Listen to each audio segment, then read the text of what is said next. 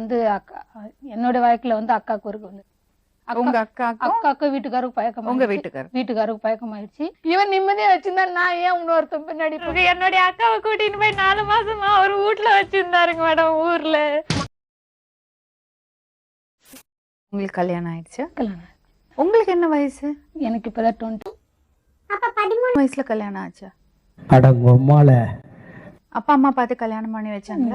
Love marriage. இதுதான் பிரச்சனை. காதலை நக்கினேன், காதலை விழுந்தேன், காதல் காதல் காதல். அப்ப எத்தனை வயசுல கல்யாணம் பண்ணீங்க? 12 வயசுலயா?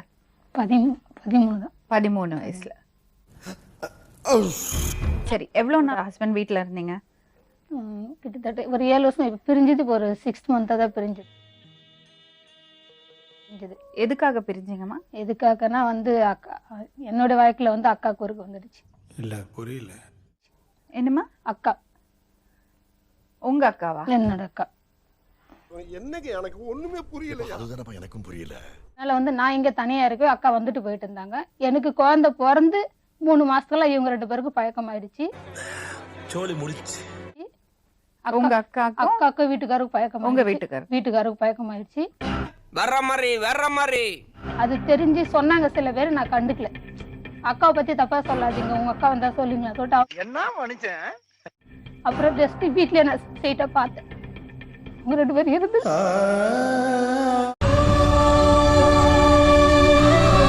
நான் வீட்டுல யாருகிட்டயுமே சொல்றதே இல்ல. தெரிஞ்சு நான் தெரியாத மாதிரி சரின்ட்டு சொல்லிட்டு இருந்து சொல்ல முடியல. வேலைக்கு போக மாட்டான், இந்த பொண்ணு கூட போயிடுவான். இந்த பொண்ணு இங்க வர சொல்லிட்டு சொல்லுங்க உங்க அக்காவை. கூட இருக்கவனா நம்ப முடியல ஃப்ரெண்ட்ஸ். துரோகம் ஏன் ரொம்ப கஷ்டமா இருக்கு தெரியுமா? நீங்க பார்த்தேன்னு சொன்னீங்கல்ல, அப்ப நீங்க கேட்டீங்களா? கேட்டேன்.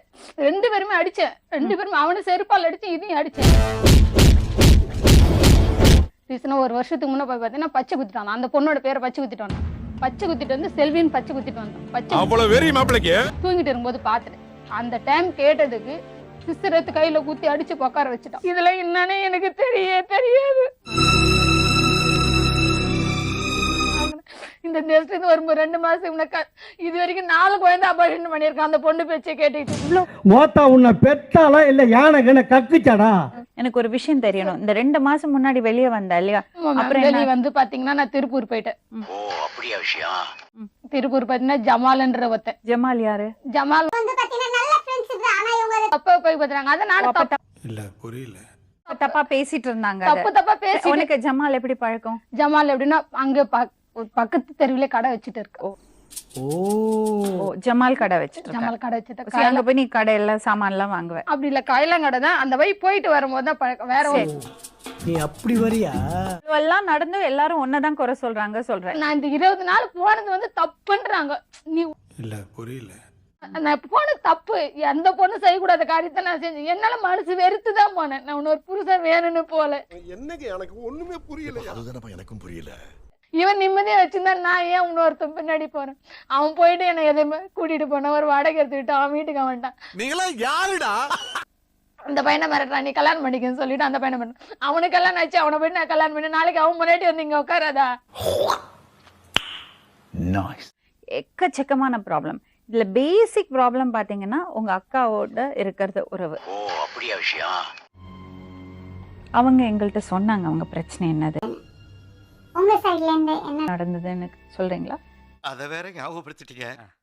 நெஞ்சமெல்லாம் பொண்ணா இருக்கு தம்பி.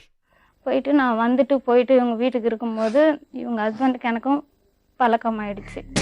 ஆனங்கட்ட தாய் 4 பேர் மூத்த தவங்க மடக்கு குடிக்க வேண்டியதானே? அவங்க ஊருக்கு போயிட்டோன்னே இவங்க ஹஸ்பண்ட் ரொம்ப நல்லா பாசமா நல்லா அன்பா பாத்துக்கிட்டாங்க. அது எனக்கு விருப்பம் இல்லாத கல்யாணம்ன்றதுனாலயா இல்லை இவங்க ஹஸ்பண்டுக்கு எனக்கு பழக்கம் ஆயிடுச்சு. நீ அப்படி வரியா? அப்போ வந்து எனக்கு விவரம் தெரியாத வயசு மேடம், ஒரு 16 வயசு தான் இருக்கும். இல்ல புரியல. அப்போ வந்து நம்ம தங்கச்சி வாழ்க்கை பாதிக்கப்படும், அதெல்லாம் எனக்கு அப்ப தெரியவே தெரியாது. என்னங்க எனக்கு ஒண்ணுமே புரியல. அதுதானப்பா எனக்கும் புரியல.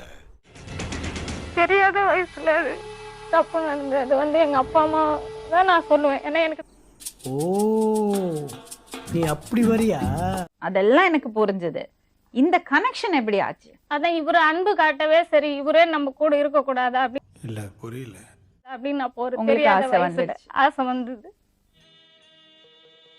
நான் கூட இருக்கிற வரைக்கும் கூட இவங்க வீட்டை விட்டு அனுப்புனது கிடையாது. எனக்கு பொண்டாட்டி வேணாம்னு சொன்னது கிடையாது மேடம் அவரு. நீ இல்ல அவ இன்னொருத்தரா கூட போனதுக்கு அப்புறம் தான் அவர் வேணானே ஒதுக்குனாரு. அடங்கொம்மால என்னது? யார் இன்னொருத்தரோட போனா? இவங்க பக்கத்துல ஒரு கடை வச்சிருந்தாங்க, ஒரு பாயின்னு ஒருத்தவங்க, அவங்க கூட பழக்கம் ஆயிடுச்சு. ஓ அப்படியா விஷயம்? நீ அவ புருஷன் பேர் என்னது? முருகன். முருகனுக்கு சப்போர்ட் பண்றியா நீ? ஒரு ஆளு புண்டா அவனுக்கு எடுப்பு புண்டையா நீ? அப்படி இல்லைங்க மேடம். நீங்க ரெண்டு பேரும் தப்பு பண்ணிட்டு மேடம். நான் இல்ல மேடம். அப்ப நீ எந்த தப்பும் பண்ணல. நடிக்கிறீங்க தப்பு பண்ணிருக்கேன். அப்புறம் பிரியறதுக்கு காரணம் நீங்க தான். முதல்ல வந்த ப்ராப்ளம் உங்களது. எப்படா அவங்களுக்குள்ள சண்டை வரும், துண்டை போடுறான்னு காத்திருக்கானுங்க புண்டமாவனுங்க. அவர் லீவ்ல வந்தப்போ அவரோட இருந்த நீ. அப்ப சந்தோஷமா இருந்த. வந்து இப்ப நான் என்ன உங்கள்கிட்ட சொல்றது? ஒரு 10 நாள் தான் கூட இருந்தேன். கூட அவரோட சந்தோஷமா புருஷன் பொண்டாட்டியா இருந்தீங்க.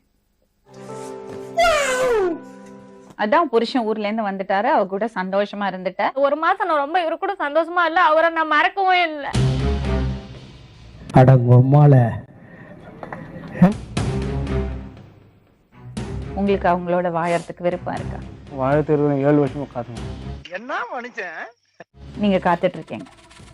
இதை விட என்ன 7 வருஷமா காத்து என்னுடைய அக்காவை கூட்டின்னு போய் 4 மாசமா அவர் வீட்டுல வச்சிருந்தாருங்க மேடம். ஊர்ல வர்ற மாதிரி மேடம் நான் அனுப்ப முடியாது. நீ வாயில இல்ல உன் அக்காவை நான் வச்சுன்னு இருப்பேன்னு சொன்னாரு. சோலி முடிச்சு. நடிக்காத. உன் நடிப்பு இந்த செல்படி ஆகாது. முகக்கவசம் போடுறதுனால எந்த பயனும் இல்ல. உனக்கு வசன பாரு, உனக்கு வேணும்னா அவன் போ. அதுக்கு நான் அக்கா வசிங்க பத்தன்னு நினைக்காத. அது எந்த சூழ்நிலை வீட்டை சண்டை போட்டு நிஜமாவே நீ பாத்தியா? அவங்க 2 பேரும் ஒரே நிமிஷம். அவ பாத்திருக்கா நீயும் முருகனும் ஒன்னா இருக்கிறத. உன்னோட தப்ப மறைக்கிறதுக்காக இனி ஒரு பழிய போடுறது இல்லைங்க மேடம். Final chance. நடந்ததெல்லாம் நடந்து போச்சு. அவ வாழ்க்கையில வர மாட்டேன்னு நீ சொல்ற. நல்லா சந்தோஷமா இருந்தாதான் அவ வாழ்க்கை நல்லா இருக்கும். நடந்ததெல்லாம் விடு. அவர் ஏத்துக்கிறதுக்கு தயாரா இருக்காரு. சோலி முடிச்சு. நண்பர்களுங்க, சின்ன சேனலுக்கு எதாக இருந்தாலும் அது கொஞ்சம் ஆதரவு கொடுங்க. உங்கள் பொண்ணான கையை கொண்டு அந்த பெல்லில் தட்டிடுங்க. அவங்களுக்கு சப்ஸ்கிரைபர் 5-10 ஏறுனா அவங்க மனசு சந்தோஷப்படும். அவங்க வீடியோவும் பாருங்கள். சில நண்பர்களே நான் எவ்வளோ கஷ்டம் வீடியோ போடுறீங்க, நான் காரணம் கிடையாது. நான் என்னுடைய யூடியூப் சேனலை பாருங்கள். எல்லாத்துக்குமே நான் ஆதரவு கொடுத்து சப்ஸ்கிரைப் பண்ணிட்டு தான் வச்சுருக்கேன். ரைட்டு படி.